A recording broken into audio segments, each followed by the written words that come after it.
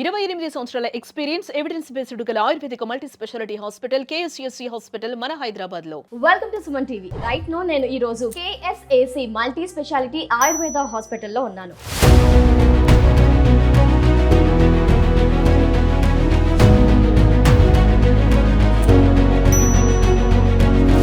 మనతో పాటు డాక్టర్ సాజీ డిసౌజా గారు ఉన్నారండి. 28 సంవత్సరాల అపార అనుభవం ఆయుర్వేదంలో ఉంది.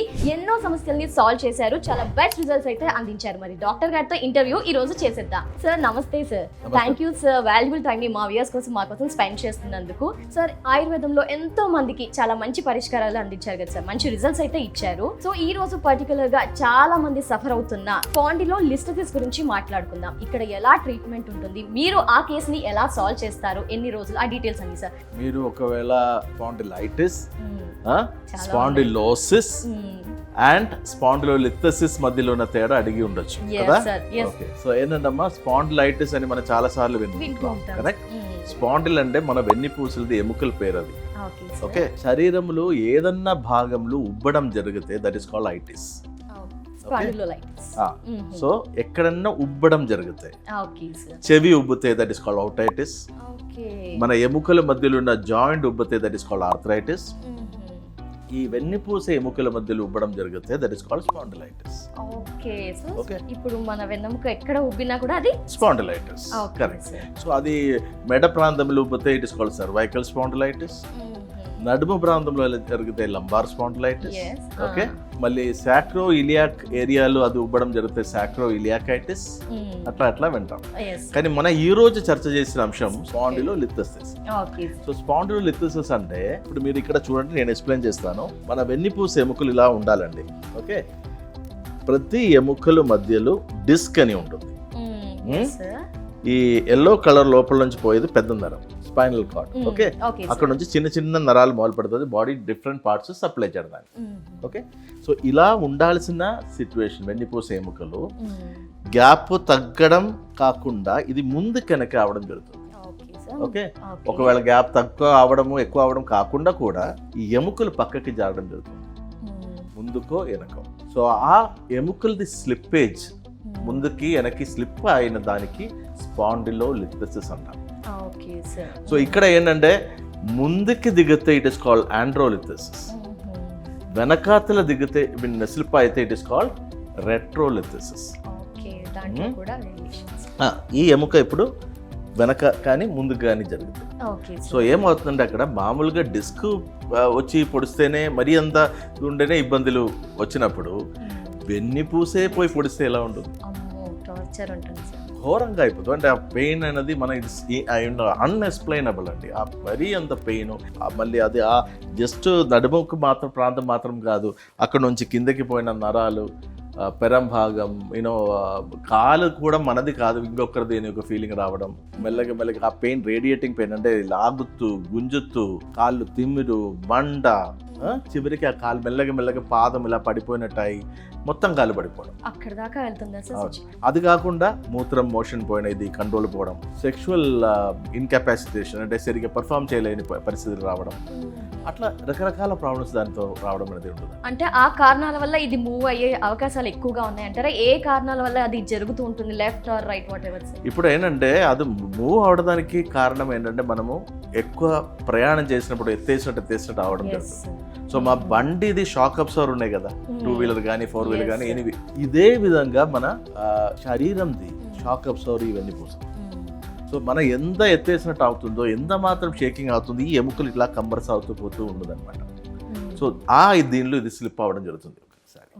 దెన్ చుట్టూ ఉన్న మసిల్స్ వీక్నెస్ వల్ల అవ్వడం జరుగుతుంది. ఇంకొకటి, ఒకటే పొజిషన్ కంటిన్యూస్ కూర్చొని పని చేసుకొని మనం ఈ ఏరియా మొత్తం ఈ లావ్ ఎక్కువ అయిపోయి ఒక ఆక్వర్డ్ పొజిషన్లో కూర్చోవడం వల్ల అలా రావడం జరుగుతుంది. ఇంకా కొన్ని కేసులు ఏంటంటే, కొన్ని మగవాళ్ళకి అలవాటు ఏంటంటే బ్యాలెట్ కింద ప్రెస్ పెడతాం అక్కడ, అండ్ అప్పుడు అది స్పైన్ ని మనం ఇట్లా కర్వ్ చేయడం అనేది జరుగుతుంది. ఇంకొకటి ఏంటంటే లేడీస్ కూడా కొద్దిగా కాలు మీద కాలేసి, అదే లేడీస్ కాదు జెంట్స్ కాదు, సో అదే పొజిషన్లో గంట సేపు కూర్చోవడం జరుగుతుంది. ఇంకా కొందరు ఏంటంటే మనకి కూర్చున్నప్పుడు తక్కువని కూర్చుంటుంది, అంటే అది ఇప్పుడు మెల్లగా నిదానంగా కూర్చున్నాం కాదు, దేని మీద అయితే టక్కని కూర్చోండి. సో ఇది కూడా కారణం. దెన్ జారి పడడం, స్లిప్ అయి పడడం, స్పోర్ట్స్ ఇంజురీస్. ఇప్పుడు కొంత ఇల్లు తోమినప్పుడు కానీ, ఇల్లు కడిగినప్పుడు కానీ నీళ్ళు కనపడకుండా కొంచెం కళ్ళు చూపేదనేది అయి కాలు ఇట్లా స్లిప్ అయ్యి కదా అట్లా పడిపోవడం అనేది ఉండదు. సో దీనిలో కూడా మనకి స్పాండిలోలిథెసిస్ జరగడానికి ఏజ్ ఇంపాక్ట్ ఏమైనా ఉంటుందా సార్? ఏజ్ ఇంపాక్ట్ ఇలా అయ్యే అవకాశం ఏమైనా ఉంటుందా? లేదమ్మా, ఏజ్ తో పెద్ద ఇదేం లేదు, కానీ ఏజ్ పెరుగుతూ కొద్దిలో మనకి ఏ జబ్బు అయితే కూడా రావడానికి ఉన్న ఛాన్స్ చాలా ఎక్కువ ఉంటుంది. ఎందుకంటే మన ఇమ్యూనిటీస్ చాలా తగ్గిపోతుంది, మన బాడీ బలం తగ్గిపోతుంది, మసిల్ కండరాలది బలం తగ్గిపోతుంది, నర్వస్ వీక్నెస్ స్టార్ట్ అవడం జరుగుతుంది. ఓకే, సో జనరల్ గా ఏంటంటే from the time we are born, పుట్టినప్పటి నుంచి ఆల్మోస్ట్ అరౌండ్ 20-25 ఇయర్స్ వరకు సెల్ గ్రో అవడం జరుగుతుంది. ఈ 20 ఇయర్స్ నుంచి ఆల్మోస్ట్ 40 ఇయర్స్ 50 ఇయర్స్ దాకా అది ఒక స్టాగ్నెంట్ ఫేస్ లాగా ఉంటుంది. ఓకే, ఈ 40 ఇయర్స్ నుంచి మళ్ళీ 60 ఇయర్స్ ఆర్ 70 ఇయర్స్ ఆర్ దేవుడు ఆయుస్ ఇచ్చినప్పుడు దాకా it is a decaying face, మెల్లగా డీజనరేటివ్ ఫేస్ అవుతుంది. సో ఈ టైంలో ఇలాంటి సంగతులు మరీ టూ మచ్ రావడం అనేది ఉంటుంది. సో మరి ఇలాంటివి జరిగినప్పుడు ఎక్కువగా నడవలేము, మెడిసిన్స్కి వెళ్తూ ఉంటాం సార్. మరి కేఎస్ఏసీలో ఎలాంటి ట్రీట్మెంట్ ఉంటుంది? మీరు పర్టికులర్గా ఇలాంటి సమస్యతో సఫర్ అయ్యి మీ దగ్గరకు వస్తే ఎలా సాల్వ్ చేస్తారు? ఎక్కువగా మెడిసిన్స్ వేసుకోవాల్సి ఉంటుందా? సర్జరీస్ అలాంటివి అవాయిడ్ చేస్తారు? ఏంటి సార్ ఆ డీటెయిల్స్? ఈ స్పాండిలోలిథెసిస్కి మోడర్న్ మెడిసిన్లో సర్జరీ తప్ప సొల్యూషన్ లేదండి. సో వాళ్ళు ఏం సర్జరీ చేస్తారంటే, ఇప్పుడు ఈ ఎముక చూసారా, ఈ వెనకాతలు ఉన్న దీని ఇస్ కాల్డ్ లామినాస్. ఈ ఎముకల్ని కోసి తీసేసి that is called laminectomy. Okay, కోసి తీసేసిన తర్వాత ఇక్కడ ప్లేట్ టు స్క్రూ పెట్టి ఫిక్స్ చేయడం జరుగుతుంది. So that is the conventional treatment available in the modern medical fraternity. కానీ అక్కడ ఆ సర్జరీ లేకుండా, ఒక సూది కూడా పెట్టకుండా మనం ఈ వెన్నుపూసే ఎముకల్ని మళ్ళీ సెట్ చేసి యథావిధంగా తీసుకురావడం జరుగుతుంది. అది కూడా ఏంటంటే ఇక్కడ ఊరికే చెప్పడం కాదండి, మనకి ఎప్పుడు మెడికల్ ఎవిడెన్స్ ప్రూఫ్ అనేది కంపల్సరీ ఉంటుంది మనకి. సో ట్రీట్మెంట్కి ముందు మెడికల్ రిపోర్ట్, ట్రీట్మెంట్ తర్వాత మెడికల్ రిపోర్ట్. సో ఇక్కడ ఫస్ట్ వచ్చినప్పుడు ఈ ఎముకలు ముందు వెనక్కి పోయి అనేది వాళ్ళది ఎక్స్రేలు కానీ ఎంఆర్ఐలు కానీ కనపడుతుంది కదా. ట్రీట్మెంట్ తర్వాత మళ్ళీ ఆ ఎక్స్రే కానీ ఎంఆర్ఐ కానీ తీయడం జరుగుతుంది. సో అది మొత్తం సెట్ అయ్యి అలైన్మెంట్ కరెక్ట్గా వచ్చినట్టు మనకు అనిపిస్తుంది. అదర్ మెడికేషన్స్ చూసుకుంటే కనుక సర్జరీస్కి వెళ్తున్నాం, మళ్ళీ అగైన్ అలా సమస్య రిపీట్ అయ్యే ఛాన్సెస్ ఎక్కువగా చూస్తున్నాం సార్ కేసెస్.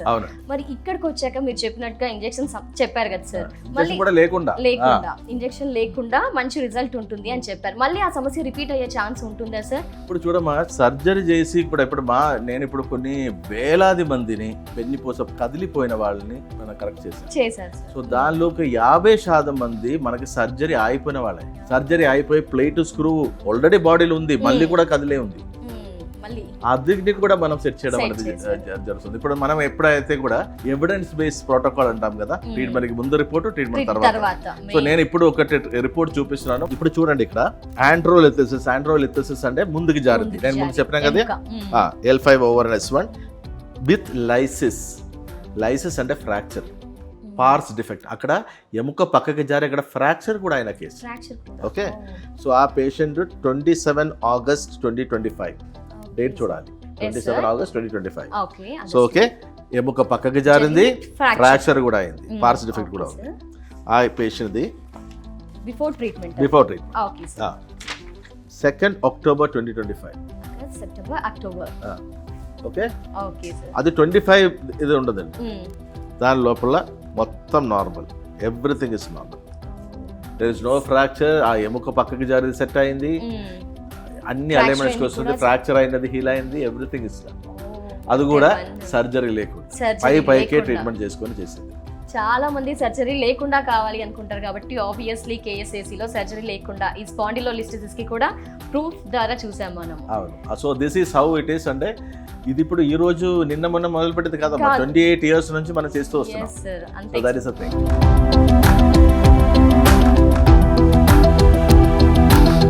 సో మీరెవరన్నా వెన్నుపూస ఎముకలు పక్కకి జారి సర్జరీ కంపల్సరీ చేయాలి, ప్లేట్ స్క్రూ పెట్టాలి అని పరిస్థితులు ఉందనుకోండి, మీరు ఏం టెన్షన్ పడాల్సిన అవసరం లేదు, మేము ఉన్నాము మీతో పాటు, your problem will be solved.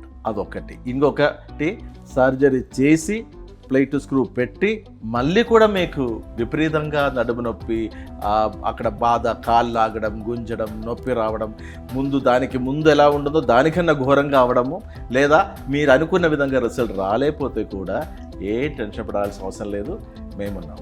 Definitely sir, ఈ భరోసానే కదా సార్ మాకు కావాల్సింది. ఎస్ సార్, ఇక్కడ ఈ సిచ్యువేషన్ విషయానికి వస్తే కనుక ఫిజియోథెరపీ పాత్ర ఏంటి సార్?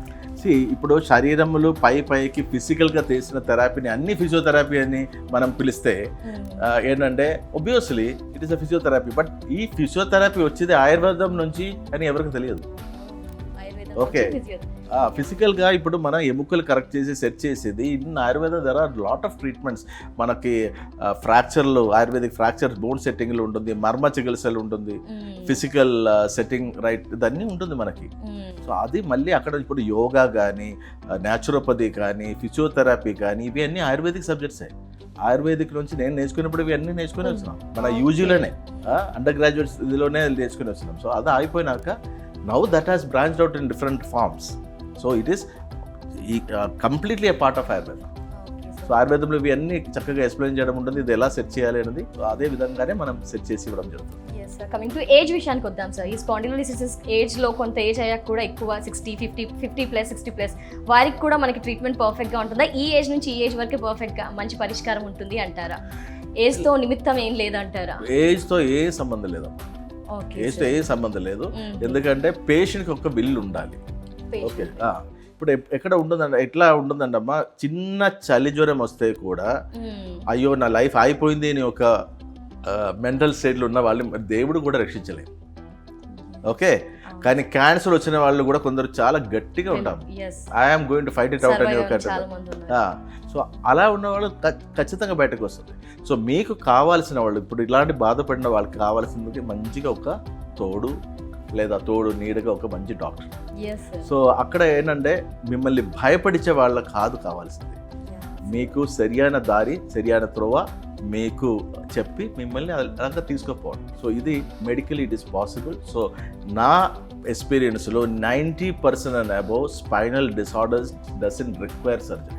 ఓకే, ఎందుకంటే ఇన్ని ఏళ్ళు we are the evidence, we are ourselves a proof that without surgery అవసరం లేకుండా లక్షాది మందికి మనం ట్రీట్మెంట్ ఇచ్చి కొనసాగుతున్నాం.